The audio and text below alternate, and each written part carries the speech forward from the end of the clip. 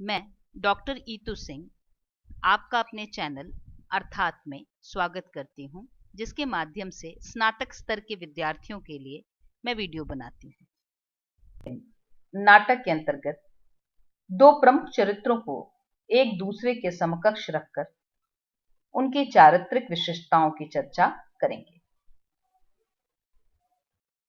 आषाढ़ का एक दिन नाटक के में दो प्रमुख पात्र हैं, कालिदास और ठीक उसका विपरीत विलोम। इन दोनों पात्रों को लेकर साहित्यिक जगत में और दर्शकों और पाठकों के बीच भी विविध प्रकार के विचार आंदोलित होते रहे हैं। एक सामान्य मत है कि कालिदास नायक है और विलोम खलनायक। किंतु नाटक से गुजरने के बाद किसी भी पाठक अथवा दर्शक को यह सहज अनुमान हो जाता है कि नाटककार ने सपाट चरित्रों की रचना नहीं की है, जहां सारे गुणों से संपन्न कोई नायक है और सब तरह के अवगुणों से भरा हुआ कोई खलनायक है। ये दोनों ही मानवीय पात्र हैं, जिनमें आधुनिक अर्थ में अच्छाई और बुराई, ब्लैक एंड व्हाइट, शुभ और अशुभ का समावेश आपको दिखेगा। आषाढ़ के एक दिन में यह प्रश्न भी पूछा जाता है कि विलोम एक असफल कालिदास है और कालिदास एक सफल विलोम। आइए इस कोण से हम इस नाटक पर चर्चा करते हैं। आषाढ़ का एक दिन नाटक का नायक कालिदास है और उसके विपरीत एक पात्र है जिसका नाम विलोम है। विलोम का अर्थ होता है उल्टा या विपरीत, और वह एक तरह से लेखक ने जानबूझकर यह नाम चुना उसके लिए और उसे ठीक कालिदास के विपरीत रचने का प्रयास किया। इस चरित्र को देखकर, इन दोनों चरित्रों को देखकर पश्चिम के हीरो और एंटी हीरो की तरह दोनों चरित्र एक दूसरे के विपरीत खड़े दिखाई देते हैं नाटक में, परंतु उनमें एक दूसरे के गुणों दुर्गुणों का स्पष्ट द्वंद्व देखा जा सकता है। न तो कालिदास हमें पूर्णतया नायक लगता है और न विलोम पूर्णतया खलनायक। यही इस नाटक की आधुनिकता है, या इस कारण ही यह नाटक आधुनिक काल में हमारा ध्यान आकर्षित करता है, क्योंकि इसमें ऐसे चरित्र आते हैं जो आज हमारे यथार्थ जीवन के चरित्रों से काफी मिलते जुलते लगते हैं। ये दोनों ही चरित्र इस नाटक में एक दूसरे के पूरक से लगते हैं। आगे हम उनकी तुलना करते हुए उनके चरित्र की जटिलता को समझने का प्रयास करेंगे। नायक और खलनायक, यह जो प्रश्न आता है, तो जहां नायक खलनायक बन जाए और खलनायक नायक लगने लगे, उस सीमा तक यह नाटक कई बार हमें लेकर चला जाता है। नायक और खलनायक की पारंपरिक अवधारणा की कसौटी पर कसने पर न तो कालिदास ही पूरी तरह से नायक सिद्ध होता है और न विलोम ही पूरी तरह से खलनायक सिद्ध होता है। बाहरी वेशभूषा, आचार व्यवहार, भाषा आदि की दृष्टि से देखें तो कालिदास सुसभ्य है, भावुक है और विनम्र है, बल्कि विलोम ठीक इसके विपरीत असभ्य है, ढीठ है, कटुभाषी है, कड़वा बोलता है, व्यंजना में बात करता है। मल्लिका की दृष्टि से देखें तो कालिदास ही नायक ठहरता है और विलोम खलनायक। कालिदास में संवेदना और भावुकता का आगार है।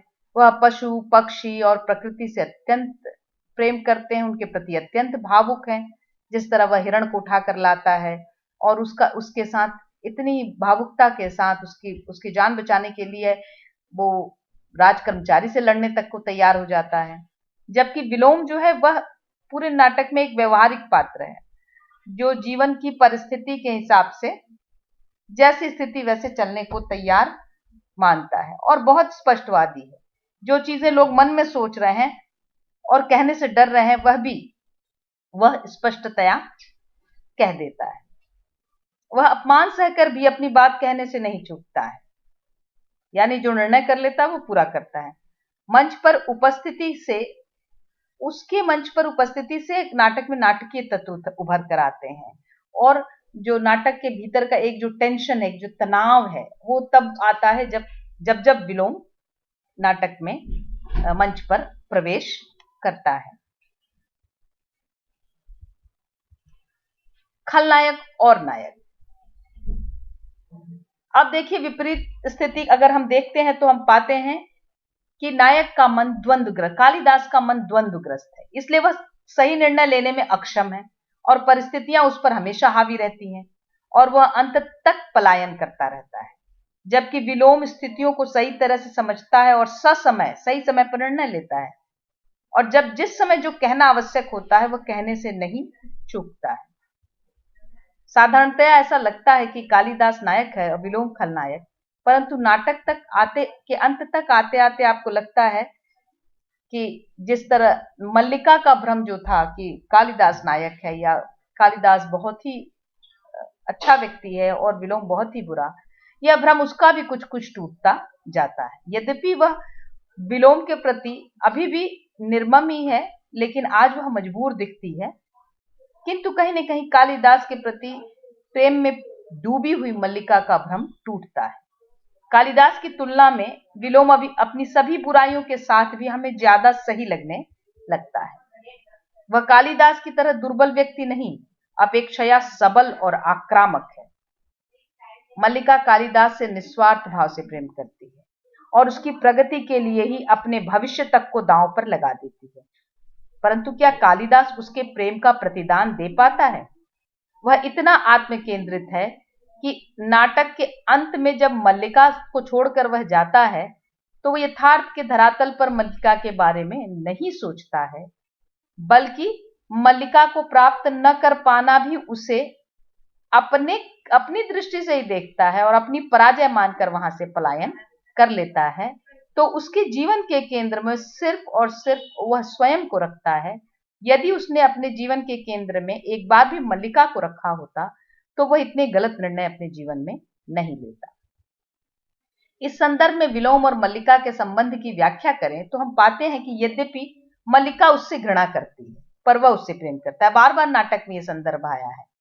देखें तो पूरे नाटक में वो कभी भी खुलकर मल्लिका के प्रति अपने प्रेम या आकर्षण का विलोम जो है वो अभिव्यक्ति नहीं करता है, परंतु वह अंबिका की तरह ही उसका हितैषी है, यह वह अपने व्यवहार से सिद्ध कर देता है। कई बार लोग विलोम को बुरा व्यक्ति सिद्ध करते हुए यह कहते हैं कि कालिदास का विरोधी और मल्लिका को वह पर वह कब्जा करना चाहता है या उससे विवाह करना या उसे पाना चाहता है। किंतु अगर ऐसा होता तो वह जाते हुए कालिदास को टोकता नहीं, उसे यह प्रश्न नहीं करता कि तुम मल्लिका के साथ विवाह क्यों नहीं कर लेते। एकमात्र वही है जो कालिदास से मल्लिका के भविष्य को लेकर प्रश्न करता है। जिन प्रश्नों से कालिदास और मल्लिका दोनों बचना चाहते हैं वह सारे प्रश्न निर्ममता के साथ वह पूछ लेता है। आइए कुछ नाटक के संवादों के माध्यम से इस बात को और हम स्पष्ट रूप से जानेंगे। वह मल्लिका के स्वभाव से परिचित है, इसलिए वह कहता है, जानता हूं अंबिका, मल्लिका बहुत भोली है, वह लोक और जीवन के संबंध में कुछ नहीं जानती। मल्लिका का ये जो प्रेम है वही उसका भोलापन है, वही है जो अंबिका के दुख को भी जानता है। पूरे नाटक में अंबिका के दुख को सही अर्थों में समझने वाला विलोम ही लगता है। कहता है, देख रहा हूं इस समय तुम बहुत दुखी हो, और तुम दुखी कब नहीं रही अंबिका, तुम्हारा तो जीवन ही पीड़ा का इतिहास है। जो प्रश्न चाहकर भी अंबिका नहीं कर पाती उसे विलोम करता है और ये कालिदास से वह पूछता है। कालिदास राजकवि के रूप में उज्जैनी में रहेगा, मैं समझता हूं उससे जाने के पहले उसका और मल्लिका का विवाह हो जाना चाहिए। इस तरह के प्रश्न किसी के मन में नहीं आते जो वह सीधे करता है कालिदास से, यद्यपि नाटक में उसके उस प्रश्न का उत्तर कालिदास नहीं देता है। कालिदास अत्यंत आत्मसजग व्यक्ति है, आत्मकेंद्रित भी है और वह किसी भी तरह से अपमान से तुरंत आहत हो जाता है। वो एकदम एक दूसरे के विपरीत पड़ते हैं। यहाँ पर कालिदास थोड़े से अपमान से भी आहत होकर चला जाता है, जबकि विलोम को बार बार अपमानित किया जाता है फिर भी वह लौट कर आता है। अंबिका, दंतुल, मातुल या विलोम किसी की भी कड़वी बात वह सहन नहीं कर पाता और उस परिस्थिति से पलायन करता है, जबकि विलोम किसी भी परिस्थिति का सामना करने को तैयार रहता है। अपमानित होकर भी वह अपनी बात कहना नहीं छोड़ता है। मल्लिका बार बार उसे अपमानित करती है पर वह विचलित नहीं होता। कहता है, तुम मुझसे घृणा करती हो, मैं जानता हूं, परंतु मैं तुमसे घृणा नहीं करता। मेरे यहां होने के लिए इतना ही पर्याप्त है। मोहन राकेश ने नाटक में उसकी उपस्थिति एक प्रश्नवाचक चिन्ह के रूप में रखी है। वो बार बार प्रश्न करता है। कालिदास के सामने जितने प्रश्न विलोम ने रखे हैं पूरे नाटक में, शायद कालिदास स्वयं से भी इतना प्रश्न नहीं पूछते। वह कालिदास के समक्ष हर बार एक कड़वा प्रश्न बनकर उपस्थित होता है, जिसका उत्तर कालिदास कभी भी नहीं दे पाता है। कालिदास बहुत प्रतिभाशाली है। वह प्रकृति और जीवन को बहुत गहराई से चित्रित करता है और अपने में डूबा रहता है। अंक के प्रारंभ में ही वह हरित शावक के लिए बेचैन रहता है, परंतु मल्लिका के जीवन को लेकर उसे कोई चिंता नहीं होती। वह उसके लिए ग्राम प्रदेश, पर्वत श्रृंखलाएं, पशुओं के साथ ही कहीं एक जगह स्थान रखती है। उससे अलग उसके व्यक्तित्व की चिंता या उसकी व्यक्तित्व की मान्यता वह नाटक में नहीं देता है। इसलिए वह सोचता है कि जैसे प्रकृति पहले की ही तरह यथावत है, मल्लिका का जीवन भी वैसा ही रहेगा, लेकिन समय नहीं रुकता है। इसका आभास उसे बहुत देर से होता है। विलोम यथार्थ में जीता है और मल्लिका के बुरे समय में उसके साथ खड़ा रहता है। मल्लिका और कालिदास के संबंध और अपवादों को जानते हुए भी वह मल्लिका से प्रेम करता है। वह मल्लिका और कालिदास के संबंध को यथोचित सम्मान भी देता है और अंतिम अंक में उन्हें अकेला छोड़ देता है। वह कहता है, तुम चाहते हो इस समय मैं यहां से चला जाऊं? मैं चला जाता हूं, इसलिए नहीं कि तुम आदेश देते हो, परंतु इसलिए कि तुम आज यहां अतिथि हो और अतिथि की इच्छा का मान होना चाहिए। वह कालिदास को भली भांति पहचानता है और कहता है कि कालिदास, मैं तुमको तुमसे अच्छी तरह जानता हूं, और उसे मौका देता है कि शायद वह मल्लिका को अपना ले, परंतु उसे यह भी पता है कि देखना मल्लिका, आतिथ्य में कोई कमी न रहे। जो अतिथि वर्षों में एक बार आया है, वह आगे जाने कभी आएगा या नहीं। कालिदास और विलोम एक दूसरे को अच्छी तरह से जानते हैं। विलोम कहता है, हम दोनों एक दूसरे को इतनी अच्छी तरह समझते हैं, निस्संदेह मेरे स्वभाव में ऐसा कुछ है जो तुमसे छिपा हो, ऐसा कुछ नहीं है जो तुमसे छिपा हो। विलोम भी कालिदास को भली भांति जानता है। वह अंक में जो उससे जो प्रश्न करता है, जो आशंकाएं जताता है, वह आगे चलकर सिद्ध होती हैं। शुरुआत में वो कहता है कालिदास से, राजधानी के वैभव में जाकर ग्राम प्रांतर को भूल तो नहीं जाओगे? सुना है वहां जाकर व्यक्ति बहुत व्यस्त हो जाता है। वहां के जीवन में कई तरह के आकर्षण हैं, रंगशालाएं, मदिरालय और तरह तरह की विलास भूमियां। और हम नाटक में देखते भी हैं कि कालिदास इस तरह के वैभव विलास में डूबता है। वह कहता है, विलोम क्या है? एक असफल कालिदास और कालिदास एक सफल विलोम। हम कहीं एक दूसरे के बहुत निकट पड़ते हैं। तो अंततः कहीं ना कहीं ये जो महत्वपूर्ण पंक्ति नाटककार ने लिखी है, इसके भीतर एक गहन अर्थ छिपा हुआ है कि कालिदास के भीतर की कमजोरियों का प्रतीक विलोम है, और विलोम के भीतर जो शक्तियां हैं वो अगर कालिदास के भीतर होती तो शायद वह पूर्ण व्यक्तित्व हो सकता था। जैसे दो विपरीत एक दूसरे से दूर भी पड़ते हैं और नजदीक भी, द्वंद्वग्रस्त कालिदास बार बार परिस्थितियों से पलायन करता है। वह स्पष्ट रूप से कभी निर्णय नहीं ले पाता है। विलोम के प्रश्नों से आंखें चुराता है। उज्जैनी जाने के निर्णय में भी द्वंद्वग्रस्त होने पर भी वह जगदम्बा के मंदिर में भागता है। मल्लिका के समझाने पर राजी हो जाता है।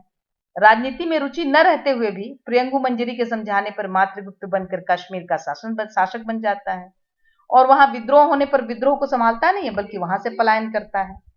और अंक के अंत में मल्लिका के यथार्थ को जानकर पुनः पलायन करता है, जबकि यहाँ पर आने के समय आकर वह मल्लिका से कहता है कि मैं अथ से शुरुआत करना चाहता हूँ, यानी मैं अपने जीवन की तुम्हारे साथ फिर से शुरुआत करना चाहता हूँ।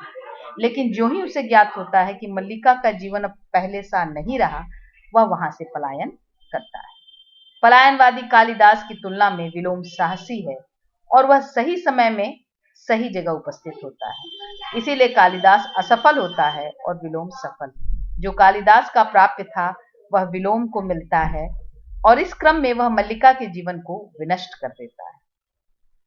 नाटक के अंत में मल्लिका भी कालिदास के पलायनवाद से टूट जाती है, और वह और विद्रोह न करने की स्थिति में चली आती है, और वो विद्रोह करती भी नहीं है, क्योंकि अब वह अकेली नहीं है, वह माँ है और यथार्थ की ठोकरों ने उसे व्यवहारिक बना दिया है। इस प्रकार हम देखते हैं कि ये दो विपरीत चरित्र एक दूसरे के विपरीत भी हैं और एक दूसरे के चरित्र की विशिष्टताओं को भी स्पष्ट करते हैं। अतः यह बेहद ही द्वंद्वग्रस्त चरित्र है जो मोहन राकेश ने रचित किया है। इसे सीधे लाइन में या ब्लैक एंड व्हाइट में इसको समझना अत्यंत मुश्किल है। धन्यवाद।